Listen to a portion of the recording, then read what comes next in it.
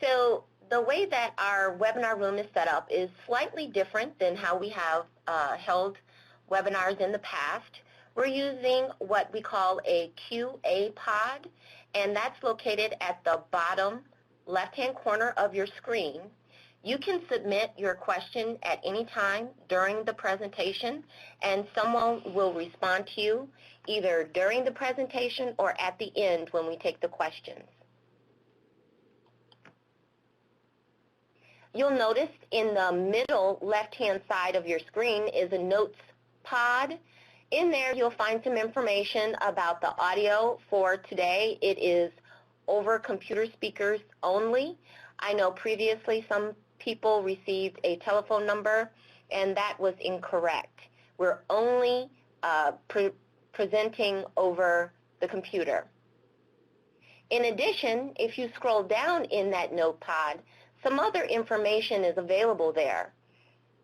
Links to our final rule on the Federal Register, information about the NTD asset inventory, and also a Federal Register notice for the 2 Transit Asset Management guidebooks that are currently open for notice and comment. And then finally, in the upper left-hand corner is our file share pod. In this pod, please download copies of all of the presentations that we have had to date. The final rule presentation, the asset inventory presentation, and the performance measure guidebooks presentations from previous webinars. Recordings of these webinars will be made available at the end of the webinar series on our Transit Asset Management webpage. Here are a list of presenters. I am Mshadoni Smith, again, with me in the room, who will be answering questions at the end of our presentation are John Georges and Candace Key. And we will have about 45 minutes of presentation, which will leave about 45 minutes for question and answer. So please feel free to put your questions in the Q&A pod during the presentation. Without further ado, here are today's topics.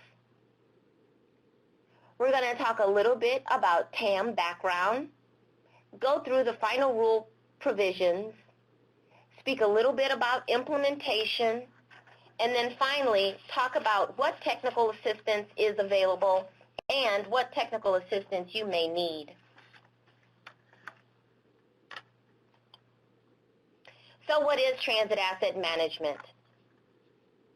TAM is a business model that uses the condition of assets to guide financial decisions in an effort to achieve or maintain a state of good repair. Here is a visual or graphical representation of the transit asset management background. The horizontal line is the current state of good repair backlog at $86 billion. On the left-hand vertical axis is the 2030 state of good repair backlog in 2010 dollars, and on the horizontal axis are annual expenditures for preservation, both in 2010 dollars. This diagonal line is a trend line representing how much, depending on how much is spent annually, what amount of backlog we can expect. So the horizontal line is what we currently spend on our state of good repair investments, around $10.3 billion, which indicates that in 2030 our backlog will be $140 billion. If we continue to just want to maintain the current backlog, we need to spend about $12.7 billion. And if we actually want to reduce the backlog, we need to spend about $18.5 billion, which leaves the $8.2 billion gap. Unfortunately, there is not another funding source to fill in that gap. So we have to figure out a better way to prioritize condition of assets with the funding that's currently available. Some of the anticipated benefits of transit asset management are improved transparency and accountability, optimizing capital investments and maintenance decisions, and using data to make better maintenance decisions. And also there are potential safety impacts. So as you know, MAP 21 instituted a performance management framework where both FTA and FHWA were tasked with developing new performance management rules. FTA is developing the rule we're talking about today, the TAM rule. In addition, the National Public Transit Safety Plan and the Public Transportation Agency Safety Plan rulemaking. In addition, there is a shared planning, statewide and metropolitan planning rulemaking that pulls those two together. So within transit or within FTA, linking the proposed regulations between safety, TAM, and planning, you can see the relationship between asset inventory and condition assessments leading to potential identification of risks, how safety targets will impact state of good repair targets, and ultimately coordinate with state and MPOs to influence their performance targets. So what process did we take to get here? In 2012, MAP 21 was passed and mandated FTA to develop the TAM regulations. Immediately, FTA began informal outreach in the way of an online dialogue, and then later in 2013, we published the Advance Notice of Proposed Rulemaking. That ANPRM linked both TAM and safety in the document. In 2015, we published the NPRM, which separated TAM and safety into two separate rulemaking paths. About a month after the NPRM comment period closed, the FAST Act was passed. Fortunately, it maintained MAP 21's mandate to have a TAM regulation. And just last week, the final rule was issued. So let's talk a little bit about the provisions for the new CFR Part 625. The final rule is organized in these 5 categories, and we'll go through each. Just to highlight some of the changes from the Notice of Proposed Rulemaking to the final rule, you'll see a delta or a triangle symbol in the upper right-hand corner on those slides that indicate the differences from NPRM to final rule. So general provisions. The purpose of the TAM regulation is to help achieve and maintain a state of good repair for the nation's public transportation systems. It's applicable to all recipients or subrecipients of federal financial assistance under Chapter 53. The reason there is a delta here is because we received comments on the NPRM with regard to applicability for 5310. As you see on this slide, the definition of public transportation from 5302 means regular continuing shared ride surface transportation service that is open to the general public or open to a segment of the general public. This indicates that closed service is not considered public transportation, and thus some 5310s would not be required to or would not be subject to the TAM rule. In our estimates, about 80% of the 5310s would not be subject to the TAM rule. So we have clarified the applicability with relationship to 5310 subrecipients.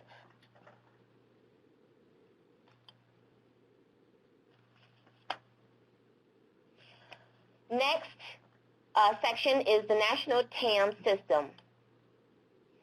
This diagram represents the 5 pillars of the TAM system: the definition of state of good repair, TAM plans, performance measures, reporting requirements, and that FTA is committed to providing technical assistance. So the state of good repair is the condition in which a capital asset is able to operate at a full level of performance. This means the asset meets these 3 conditions listed below. It's able to perform its design function, it does not pose a known unacceptable safety risk, and its life cycle investments have been met or recovered. All 3 of these in the affirmative means that an asset is performing at its full level of performance. So talking about the relationship of TAM and state of good repair, the purpose of the TAM system is to keep our nation's asset in a state of good repair. Some of the consequences of not being in a state of good repair could be decreased reliability and higher maintenance costs, among other things.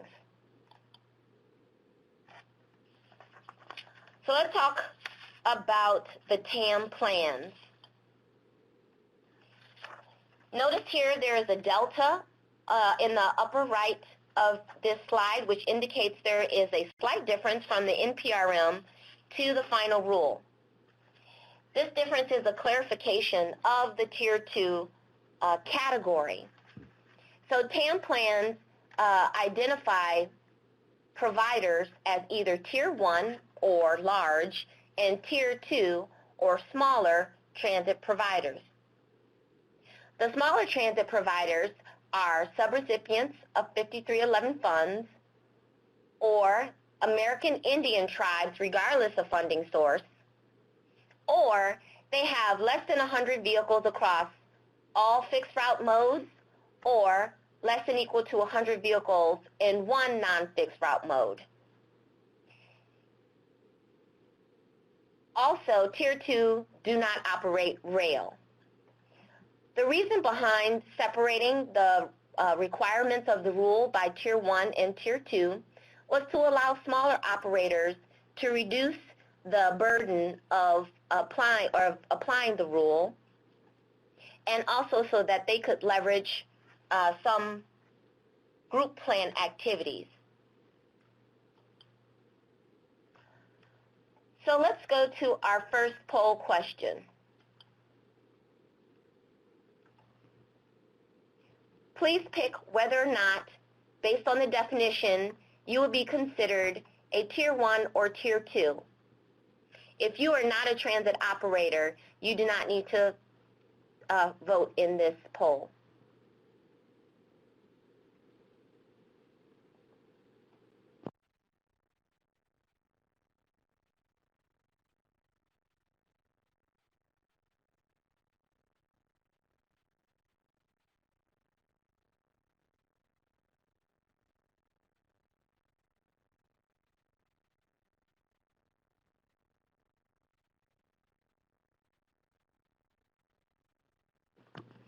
All right, it looks like the polling is slowing down here. We have a majority of Tier 1 operators on the call today, and we have a good number of potentially Tier 2 operators in here.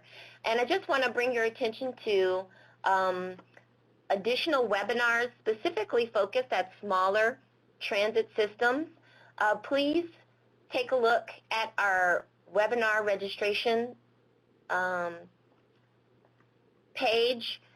You can link to it from the TAM page and see what might be available for smaller operators.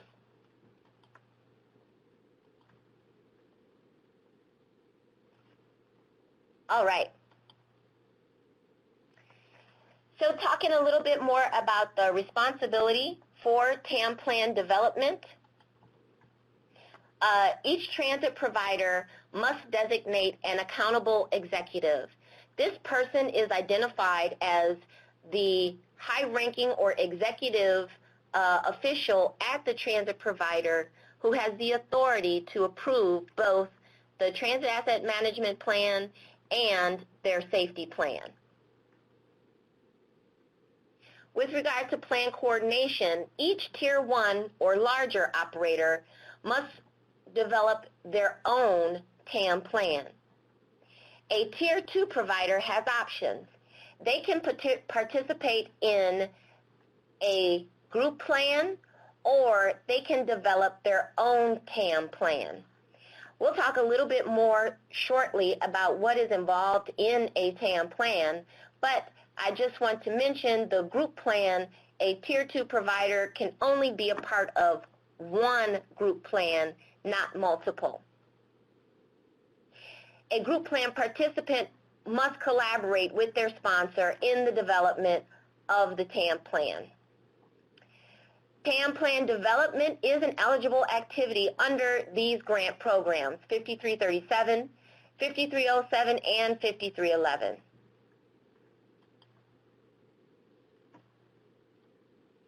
So, group plans. A group plan is compiled by a sponsor, and this sponsor is the state DOT or a designated or direct recipient. There is a checklist on our webpage which will help you identify whether or not you are a group plan sponsor or a group plan participant. I encourage you to take a look at those checklists to get a little bit more information specialized for your own environment. You notice the delta in the upper right-hand corner because we have clarified that a group plan sponsor does not become the accountable executive for its group plan participants. Each transit provider is still responsible for approving the TAM plan, even if they are participating in a group plan. The group plan leverages the administrative and reporting burden across a larger group of people. Small urban operators, 5307 recipients, are not required to be a part of a group plan, but they can participate based on the mutual agreement between a group plan sponsor and the 5307 recipient. Next, I'm going to go through what actually is involved in a TAM plan. The first four elements each TAM plan must include. That is an inventory of capital assets, a condition assessment, decision support tools, and investment prioritization.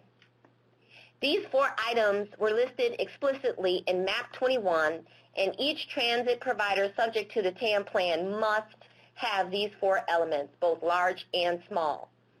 And group plans must also have, at a minimum, these four elements.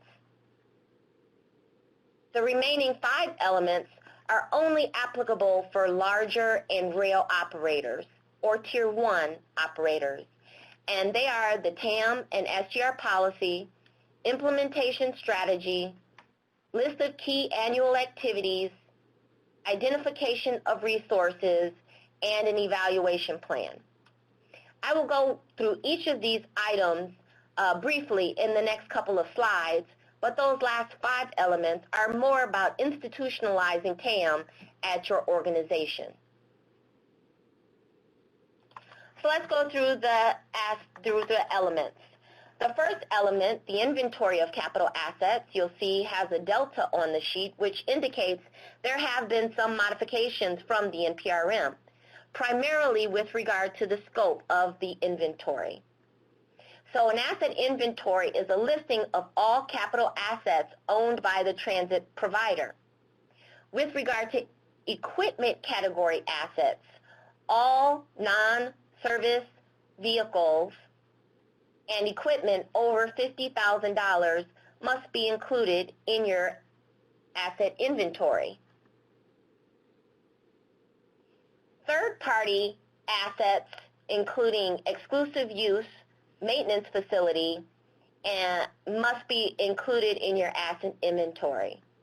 No third-party equipment assets need be included in your asset inventory. The asset inventory is also at the same level of detail as what is in your capital program of projects.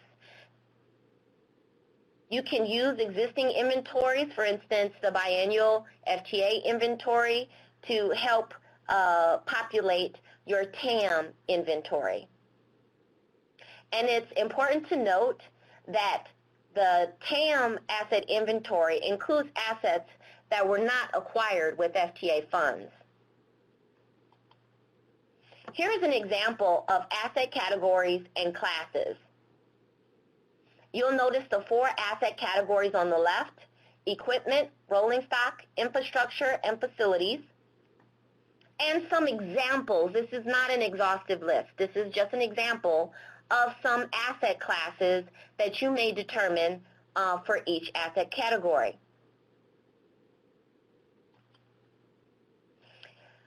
Element 2 is a condition assessment, and that can be a rating of inventoried assets. It doesn't have to be a numbered list. It could be based on age, good, fair, poor, percentage of residual life. Ratings should be sufficiently detailed to monitor the performance and plan capital investments. Condition assessments also may include vulnerabilities to natural climate hazards.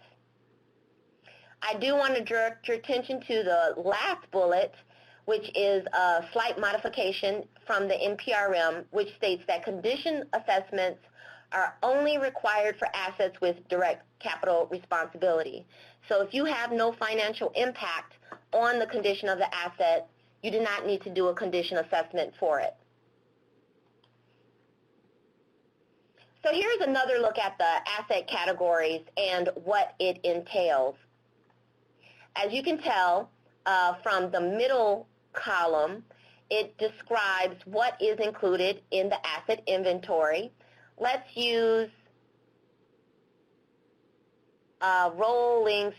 well, that's not that interesting. Let's use equipment as an example. All non-revenue service vehicles and equipment over $50,000 used in the provision of public transit is part of the asset inventory, excluding third-party equipment.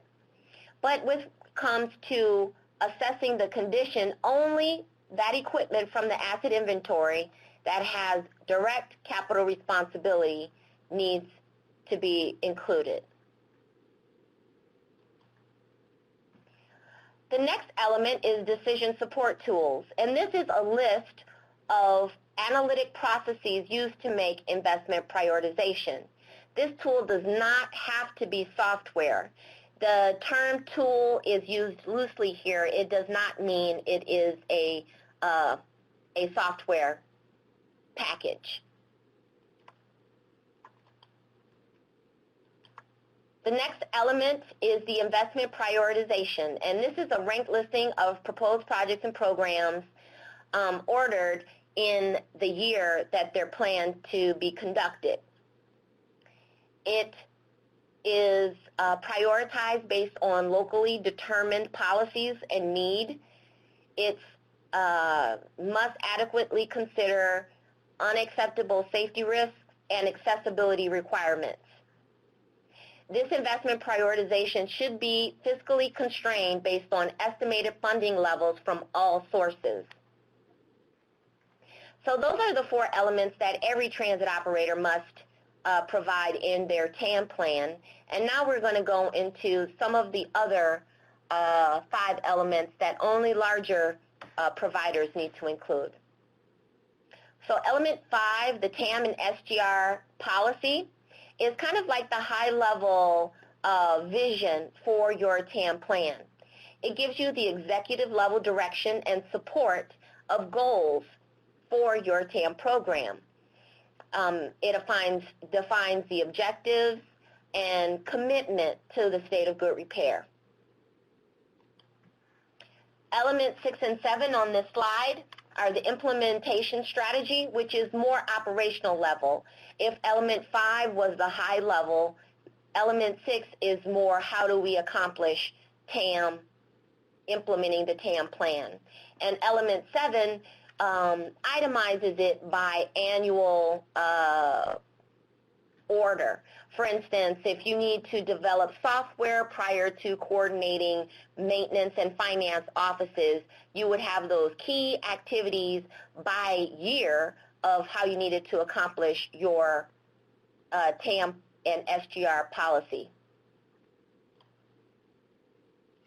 Element 8 and 9 on this slide. 8 is the identification of resources. This is a pretty important step in that it identifies how much time, technology requirements, funding, and other resources that you will need to accomplish your TAM vision.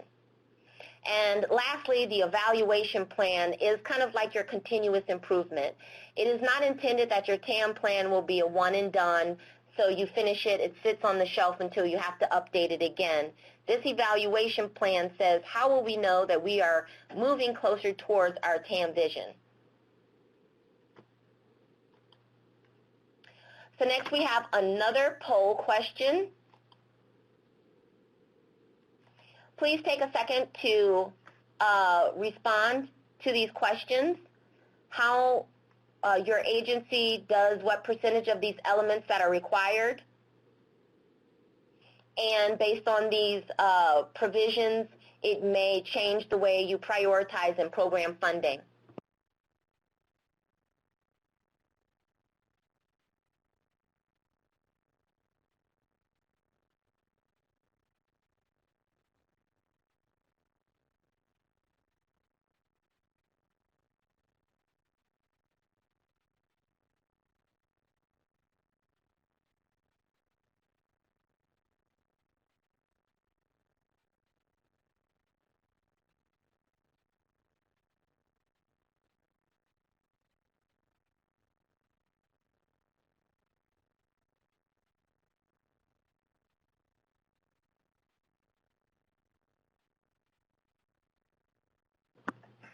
All right, it looks like most folks have had a chance to respond here.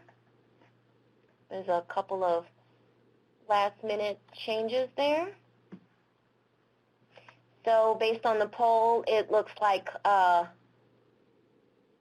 most of you guys feel that your agency does not do does 1 to 15% of the elements that are that are required. That's a pretty good bell curve there, with 1 to 15 being the high point, but there's a good number of folks that are doing over 75%, so that's very encouraging. And a good number of you, the majority, feel that, well, I guess that could be considered neutral, that the TAM plan will change the type of projects your agency will prioritize program funding. All right, thanks. So let's get back to the presentation.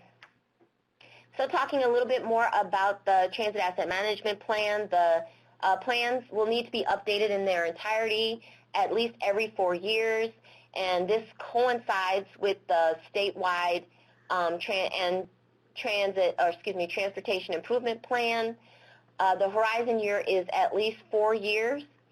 And we also have the option for amending during those 4 years when there is a significant unexpected change. For instance, a natural disaster or a significant change in funding levels. You'll want to amend your TAM plan because it will impact the type of projects that you prioritized and the potential change in condition of your assets. So the initial TAM plan compliance deadline is October 2018. So that gives you 2 years after the effective date to develop your initial TAM plan. Section D, performance management. So here is a similar slide that we looked at before with the asset categories, assessing condition, and performance targets. The reason I keep bringing the slide up is there is slight modification of what is included in the asset inventory versus what is included or what needs to be included in a condition assessment and what is actually measured in a performance target. So please take some time to take a look at these slides or to look at the rule closely to identify what elements are actually included in the asset or what asset elements are included for each type of TAM requirement. Highlighting here for equipment, for example, the assessing condition is age-based and the performance targets only include non-revenue service vehicles. So if you remember a few slides back, there was a bullet that said TAM Plan Asset Inventory for equipment assets included all non-revenue service vehicle and equipment over $50,000. That's part of your asset inventory. But when you're doing your performance target, you're only looking at your non-revenue service vehicles. So talking a little bit more about targets. The targets are set annually for each asset class and should be supported by data, which includes your most recent condition data and reasonable financial projections. Excuse me. Targets for group plans are unified targets. So if there are 5 transit operators in a group, then the target represents all 5 transit operators, not 1/5 per, but all of them together. And these targets are reported annually to the National Transit Database. I feel the need to clarify that reporting TAM requirements to NTD does not necessarily make you an NTD reporter. It is just the data repository where we are collecting TAM information.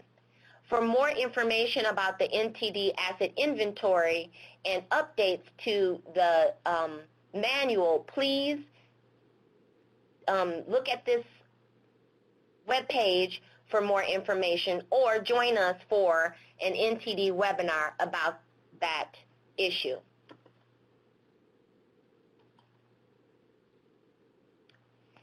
So I feel like a slide has been out of order.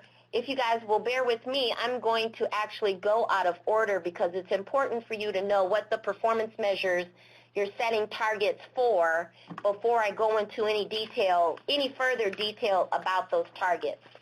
So here are the 4 asset categories and the performance measures that FTA has developed for each.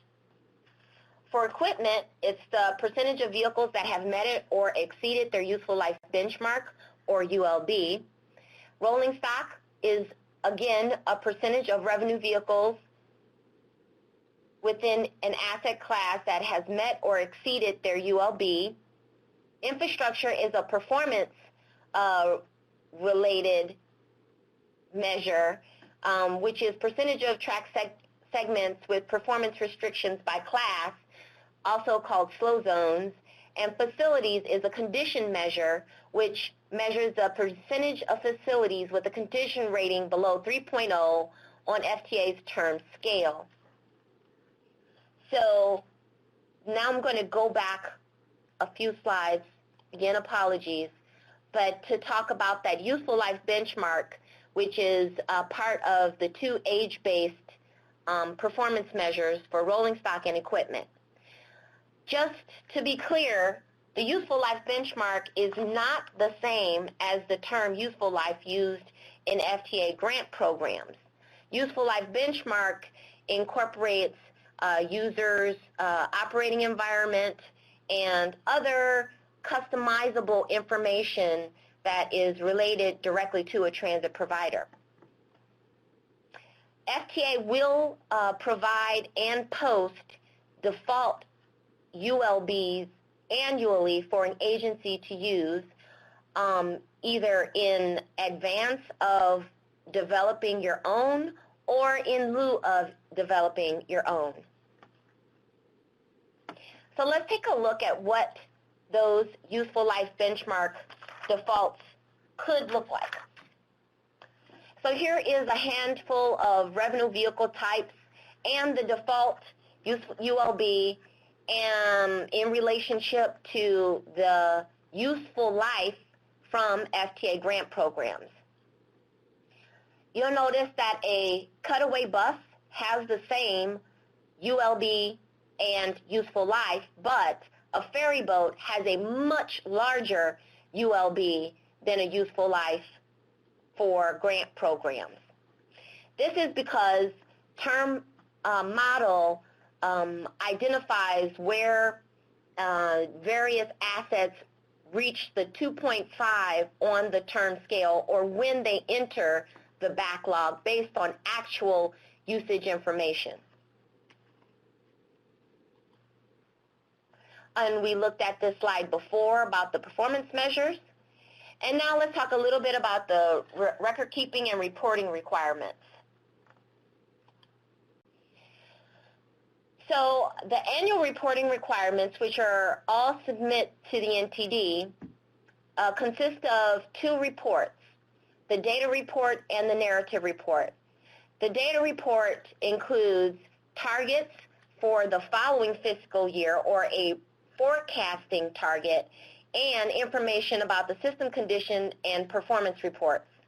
The narrative report is just that, a narrative that describes the transit provider or group's change in condition and how they either achieved or didn't achieve their targets.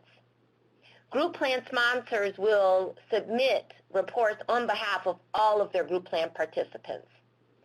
Additional information about NTD and TAM can be found at the NTD crosswalk.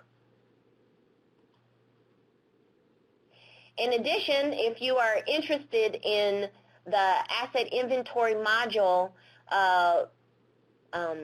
example, it is available as a template on the NTD webpage. It's maybe a little hard to see on here, but this presentation is downloadable in your file share in the upper left-hand corner. Or you can just visit the NTD webpage and take a look at the Asset Inventory Modules template.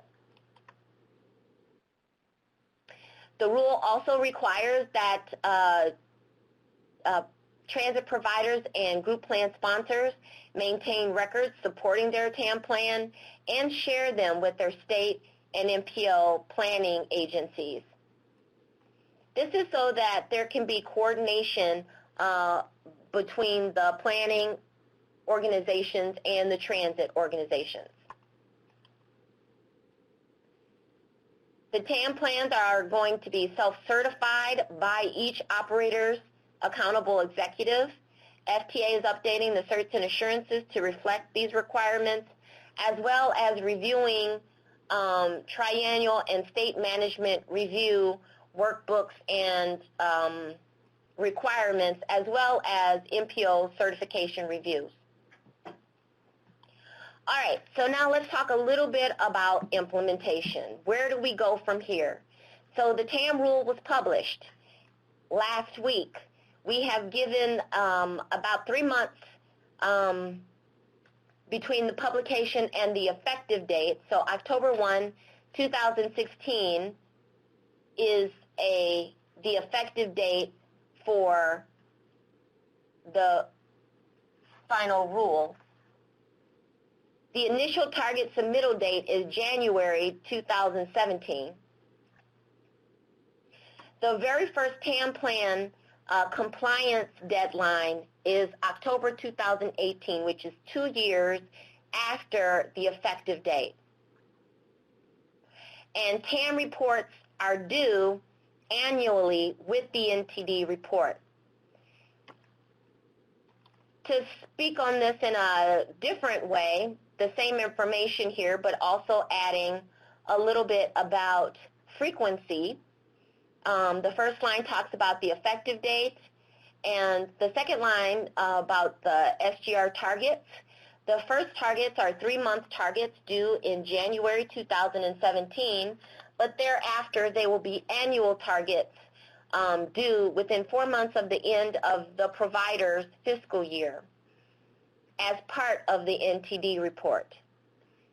The TAM plan compliance deadline is October 1st, 2018, and thereafter every 4 years, at least every 4 years. It can be amended in between that time period. The first asset inventories and condition reporting will be due within 4 months at the end of the provider's fiscal year 2018, and annually thereafter as part of the NTD report. There's an asterisk here by the condition reporting that states only 1/3 of facilities' condition assessments are due in year 2018. And lastly, the narrative report is due within 4 months of the end of the provider's year 2019. The reason there's this 1-year difference between the asset inventory and condition assessments and the narrative report is because you won't have anything to say about whether you've achieved or not achieved your targets until you have the full TAM plan in place, asset inventory and condition assessments in place to actually develop targets based on data. So the narrative report will be due at in the report year for the NTD 2019. So now I'm going to walk through a very simplified TAM plan example just to highlight some of the interactions that these requirements may or may not have at your transit provider. So some of the questions that you may have are, is this rule applicable to me? Am I Tier 1 or Tier 2? And can I participate in a group plan? Each of these questions could be answered by our compliance checklist, which is on our TAM webpage, which is www.transit.dot.gov/TAM. It can also be found on the notes page in the middle left of your screen.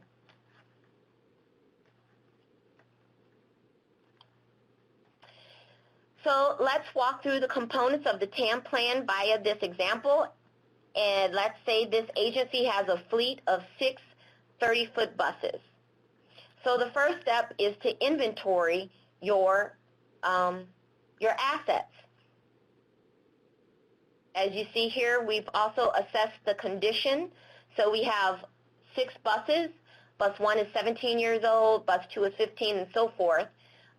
And we've also identified the useful life benchmark default, which is 14 years, which leads us to know that 3 of our 6 buses, 50% of our fleet, is below the useful life benchmark.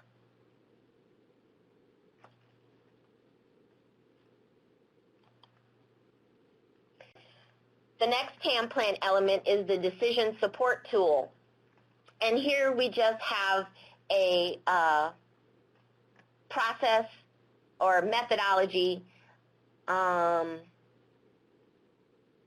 that weights the criteria which are locally defined for each of the buses. In this case, the criteria include safety risk from a range of 0 to 5, age of the vehicle, reliability, and appearance.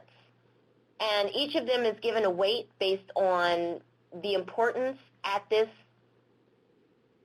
local jurisdiction, and it's calculated across all of the buses.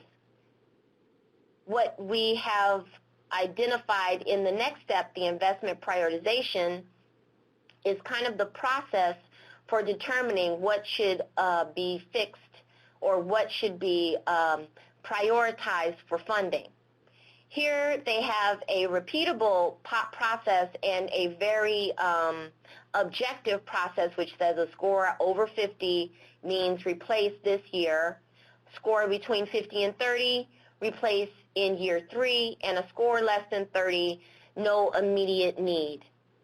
So based on their prioritization process, they have 4 of their 6 buses that they plan to prioritize in the next 4 years, within the next 3 years. So even though this is what we would consider to be a Tier 2 operator, let's walk through the other TAM plan elements just to see, for instance, maybe this is only one part of their fleet and there are larger, or they have a larger fleet of different types of rolling stock. So if they were to identify a TAM plan or SGR policy, remember this is the executive level policy, they have 2 objectives to ensure that their vehicles are not more than 6 months behind in maintenance and 0 transit deaths. They've identified the roles and responsibilities for their chief of maintenance and their chief financial officer.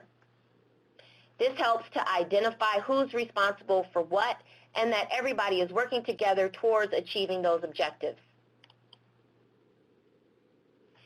The next elements, the implementation strategy and the key TAM activities, explains how you're going to make your TAM plan vision a reality. This step differs from the last step because here it's an operational level decision. The implementation strategy comprises of the actions that a transit provider decides to conduct in order to achieve its TAM goals and policies. For this step, that agency found it necessary to delineate who's responsible providing data or input to other offices, which is shown by the arrows on the org chart, and also defining the implementation schedule, which shows key dates circled on the calendar.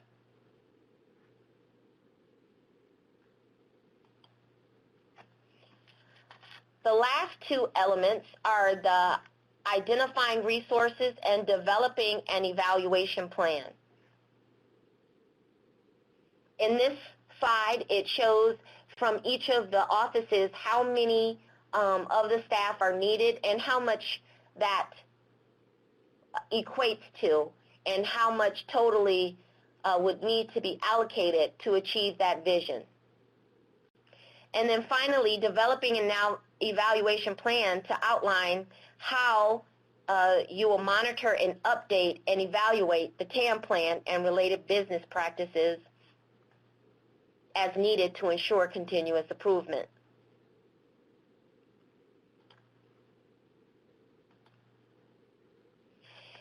Lastly, the reporting requirements for this mock agency would be to calculate their condition assessment and set targets for the next fiscal year. Their target, since currently 50% of their 30-foot buses exceed the useful life benchmark, their target is that 35% of their 30-foot buses would exceed a 12-year useful life benchmark.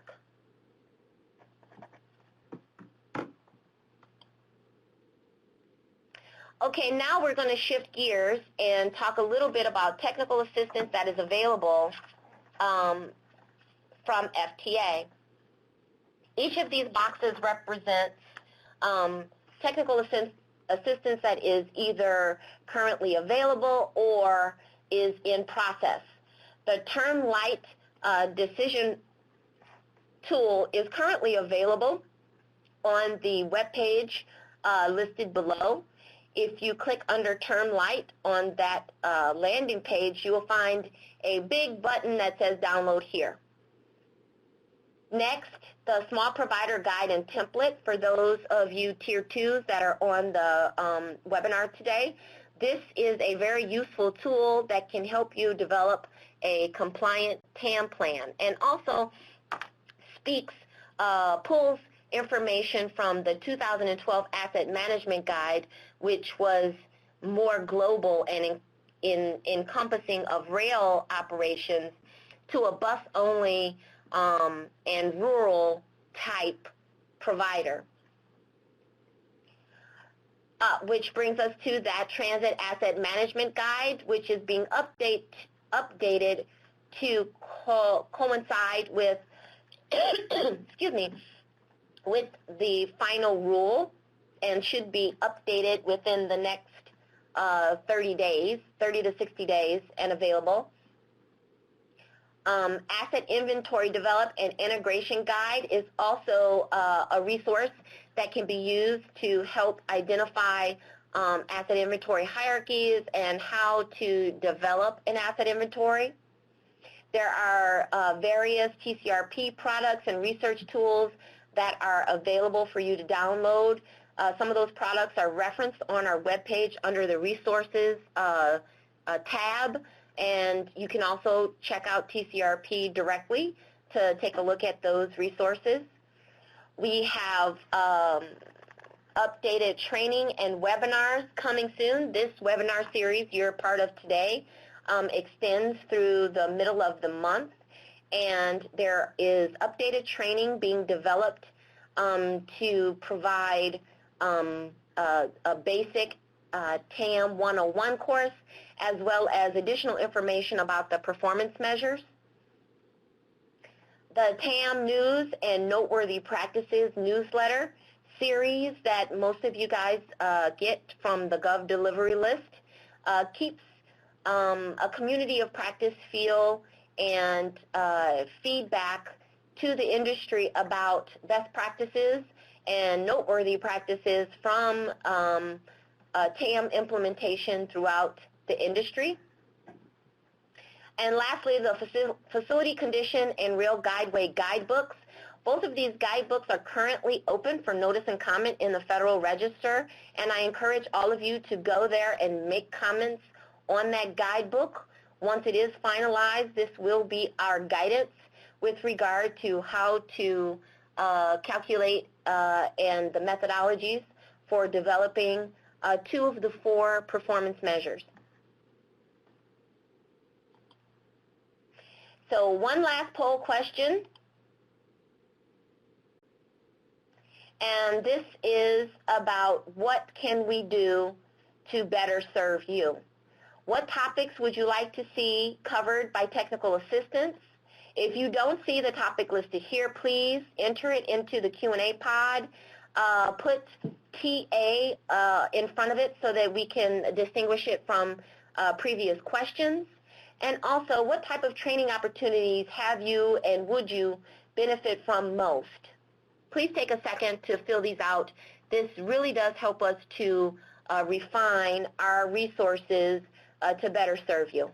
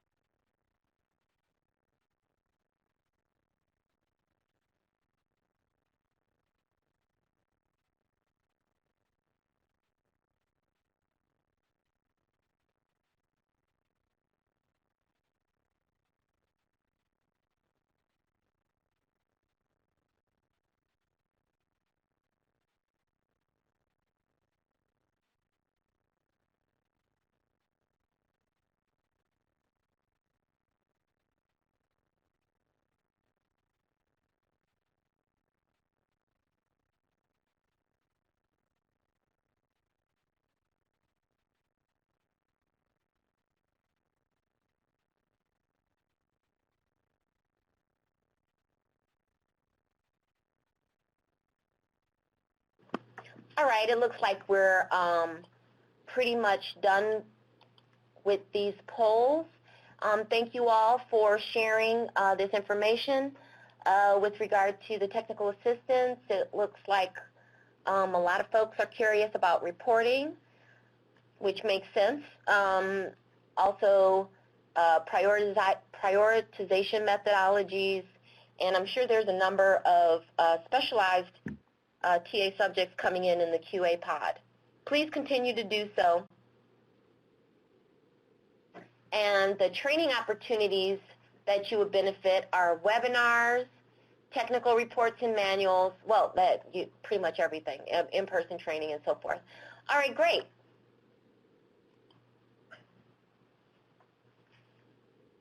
So with that, let's talk a little bit about next steps. We have the draft condition guidebooks available and open for comment that I've mentioned a few times. Please do take a look at those in the Federal Register notice. Make your comments, make your thoughts heard. We do respond to your comments, so please comment. The next webinars that might be of interest are guidebook webinars on August 11th, which talks about the 2 performance measures for facility and infrastructure, the guidebooks that are actually open for notice and comment right now. And the NTD Asset Inventory webinar, which will be August 16th. Both of these are at 2 p.m. Eastern Standard Time. If you do have questions in the interim, some places that you may get some answers directly, we have a web page, a revamped web page, which is a little bit easier to use, and you can take a look there and see if maybe there's some resources already developed that could help you, including the frequently asked questions. You can talk to your regional staff. FTA has identified a TAM point of contact in every region, so there is someone at your region who can help you. Or you can contact me directly at this email or telephone listed here. And with that, I am going to conclude